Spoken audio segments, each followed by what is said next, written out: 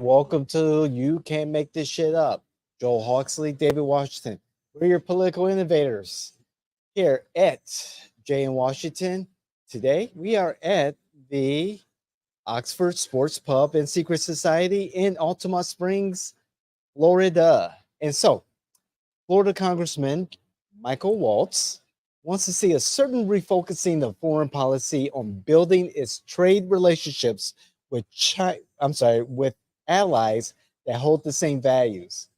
It's why he wants to shift reliance on supplies from China to nations like India, which boast similar resources. He said China has embedded itself deeply within Latin American nations like Venezuela and Nicaragua. All indications, Waltz said, show China openly intent on replacing the United States as the world's most dominant economic superpower. Congressman Waltz should spend some time in Africa and see the Chinese dominance there. Let's jump in. What you got, Joel? No, Michael Waltz is very a very educated individual, and I think he speaks from a position of strength. China is a threat. China has been a threat, and now that their relationship with Russia is becoming so much stronger, we have to find a way to shift our reliance. We have to shift our reliance, and Africa has a lot of resources, and China is dominating in Africa, and the dollar needs to become stronger. And I agree. India is a fantastic example. It's a great economy, and to build that economy to compete with China would be phenomenal. Would put us nuclear energy, has nuclear weapons. They compete globally in a lot of different things, and they're reliable. They're one of the countries we trust, no matter if a Democrat or a Republican is in office. So, if they didn't have the Pakistan on the border and have all the trouble getting along with Pakistan, they'd probably be able to focus on just us. I mean, I see the usefulness as India as a economic partner, ally with America, its proximity to China, and seeing that China is developing better relationships than we are with Cuba. We're hitting an inflection point in our foreign policy, and we have been for some time. China and other Asian companies, but predominantly China, has dominated Africa, and they have become allies with African nations. Africa holds a world of resources, lithium, for instance, some of the largest deposits of lithium, cobalt that we use for our computers and technology is based in Africa. Africa has welcomed Chinese partnerships. If there's a new bridge going up, it's probably because of a partnership with the Chinese. When Biden and Kamala Harris, Vice President Harris, visited China, and recently, the Biden administration, what's the word? Cautioned some of the African countries about their policies on LGBTQ issues, and said, you shouldn't be, passing laws against homosexuality, et cetera, et cetera. And some of those leaders are like, who are you to tell us how to run our country? Who are you to tell us, Well, Kamala can tell you anything. I mean, she can come to the state really, who are you to tell us, this is how we should conduct ourselves? Well, we don't want to be like the West in many ways. And you're not there for us like the Chinese are. The Chinese like, hey, let's just do business, and we're not going to interfere in, any moral issues or cultural issues. You do you, Ghana. You do you, Uganda, Well, et cetera, et cetera. Kamala always has an opinion, and she even comes No, to it's our more state. than just Kamala. I'm just saying, she It's comes to more our than just state. Kamala. We're always doing these things. But it's more We're than trying just to her. push our It's more morals than her. on all these other countries, right? It's the administrations who continually ignore countries like India, Pakistan, Uganda, Kenya, Ethiopia, so on and so on. Thailand, David, Indonesia, out of all the ones you're Burma, or mentioning, out of Myanmar. all the ones you're mentioning, you're not mentioning the one that we're having a conflict with right now. We're having a war, a proxy war again, because Niger just overthrew their government, and now we're in the side of telling them that they need to step down. And who are we to tell them? And we're using forces on the ground to go fight with them. So now we have Ukraine, and we have, look at Donald Trump didn't have us in any war. If you say anything about Donald Trump, he was a pacifist, big time. He would talk a big game, but he wouldn't ever pull the trigger. One time he pulls the trigger and he gets beat the hell up. He wanted to bring people out of Afghanistan. He never started a war. We've now in Ukraine. We're now fighting with Nigeria. Nigeria is a different country. Yeah. But if you watch, nobody knows about Africa. Nobody cares about Africa. Even the African Americans in this country don't care about Africa unless you piss them off. And when they take it serious, then we're blamed of, providing the AIDS. We're not doing enough for AIDS. We're not doing enough aid in this country. We're not doing enough. We're not doing enough because we're being pushed out by China, because China's doing more and taking more resources. The problem is we got to stop looking at Africa as a place to grab our resources and form some relationships, get their economies back up, and they'll have less children. They'll have less poverty. I mean, we already know what to do. We just don't do it. We don't do it. Oh, I was going to say, did David just get stumped?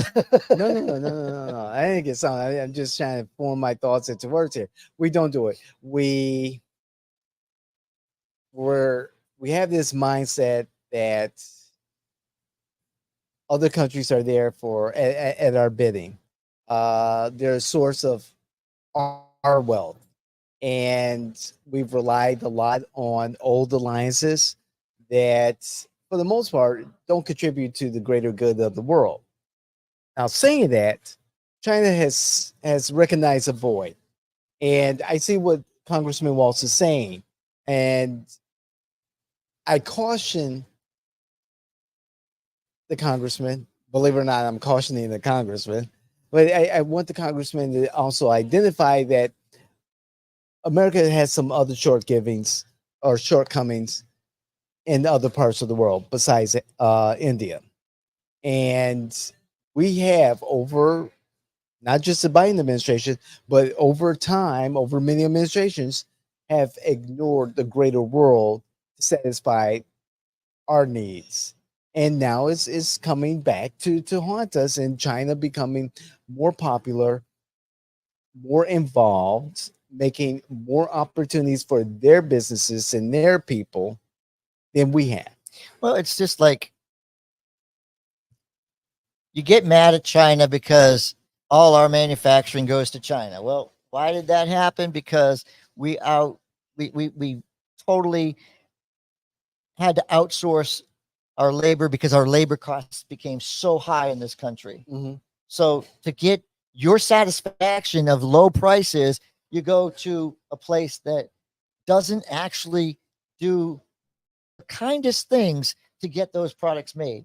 And when Nike can go through the hell that they went through and still come out on top, they didn't make any changes. They didn't make any major changes. They still had, young kids working because China's not going to change.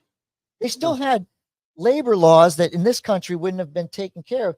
But we are the worst problem to ourselves.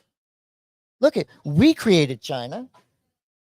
Nixon went over there. Nixon creates this relationship, and we start building on this relationship that we hadn't had in a long time. And then all of a sudden, we then We need cheaper labor. We need cheaper this. We've outsourced this. We outsource this. You know, India does a lot of our phone calls for a lot of our tech companies because the time zone is just in a good spot. And you know what we do? We get critical because we have somebody who's speaking English, which is their primary language, which people go, I wish they could speak better English.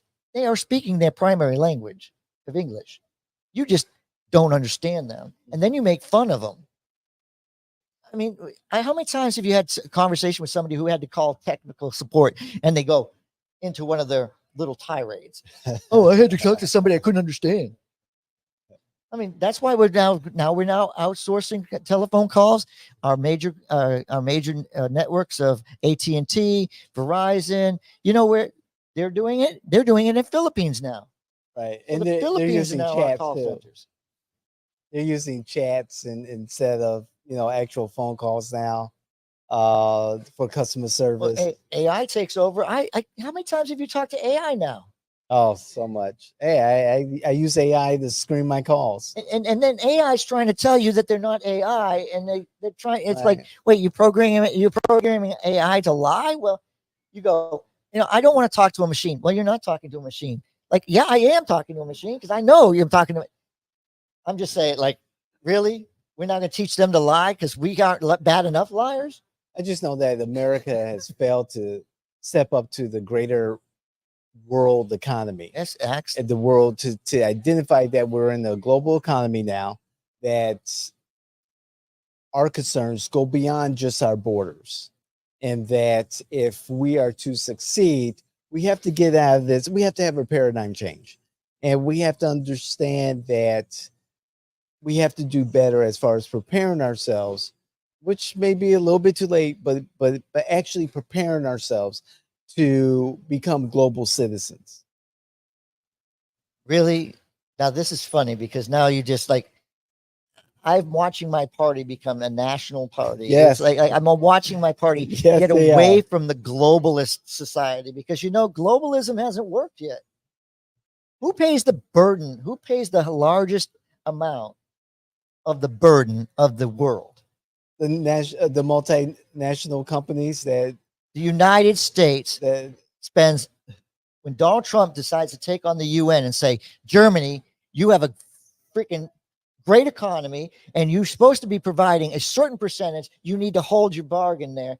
He's trying to make everything equal. It's because we spend all the money, we spend all the resources, we become the world police, and then all of a sudden we can't do anything for our own economy. Yeah. Then when we take all these imports, we're then, hey, well, you know what? Our country's going broke. I wonder why? Because we're giving our money away in every way, shape, and form.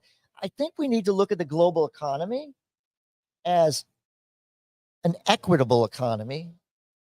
And I don't think that a country, I don't think that a country, no, I don't think a country like, I don't think like and there's going to be the Nigeria, exploited. I don't think that the country of Nigeria should have the same exact weight in the UN as the United States. I just don't, we have a Congress and we have a Senate. We have to come up with a system where a country that has 12 people shouldn't have the same voice as a country that has 1 billion people. Now I said it and I've got everybody angry. That's my point. Like the UN is worthless right now because it can't get anything accomplished. The United Nations is another apparatus of the United States, and what we pay is a membership fee so that we can maintain control. What does it do for our everyday needs? I have no idea, to be honest. I mean, really, I really don't. And I believe that way for a lot of organizations. There's a purpose, but that purpose doesn't serve me and my kitchen table issues right now. The United States have decided that they wanted to be the police of the world, that they wanted to lead, that they want this role. We've embraced it. We're never going to let go. Look at Teddy Roosevelt. High water. We're never going to let go of that. We'll go in the history part. It starts with Teddy Roosevelt. It starts with making sure that we had regions. I'd like, if anybody out there is really into history, we know where it started. We knew how we became a global outreach. Sure. So we have to then, I'm a victim of this too, you know. I look at the UN and say, hey, we have the Russians have the right to, you know, stop a conflict, but they're in conflict right now. Yeah. But they have a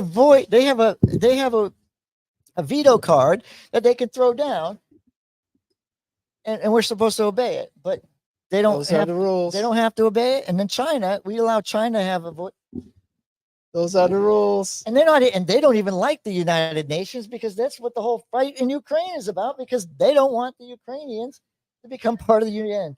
And then Finland, oh, you know, this could go on and on and on. Look, I understand what you're saying about disagreeing or trying to school the congressman. No, I'm just saying, you know, look at what's happening in Africa. This is nothing new. You can't lay this at the feet of the Biden administration. This goes back, like you said, all the way back to Nixon opening up communications channels with the Chinese. This is something that has been in the works for decades now. So it's nothing new. Where's the sense of urgency? It should have been years ago. Yeah, but David, Africa goes beyond that. Like, yeah. No, God rest her soul, Queen Elizabeth has passed, and through that passing, I think that a lot of young people were educated on how far the reach was. I mean, we're talking about China now taking over Africa. You had France and you had England. What was their major conflict? Was over Africa. India was English. It was an English colony. It was, you know, the Pakistan and India situation comes from the fact of religion, right? So religion split, but that happens because partition. Because England, Gandhi comes along and says this isn't right, and people say, you know what, I guess it isn't right, and we pull out of India. Once we didn't, but the English pull out of India, and then all of a sudden they can't stay together. They become two countries.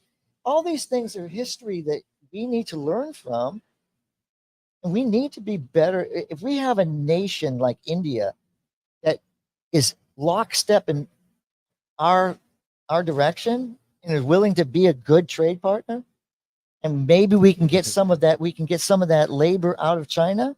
Let's do it. Well, isn't that what the UN is for? Oh, to the create UN those partnerships to foster those No, partnerships. the UN is just simply there to try to keep world peace, and they do a terrible job at it. If you look at all the places that they're stationed, they've been stationed in places forever because the conflict's never gone away. How can it not go away? You've been there forever. There's always going to be war, and there's always going to be profit in war. And there's always, well, look at right now.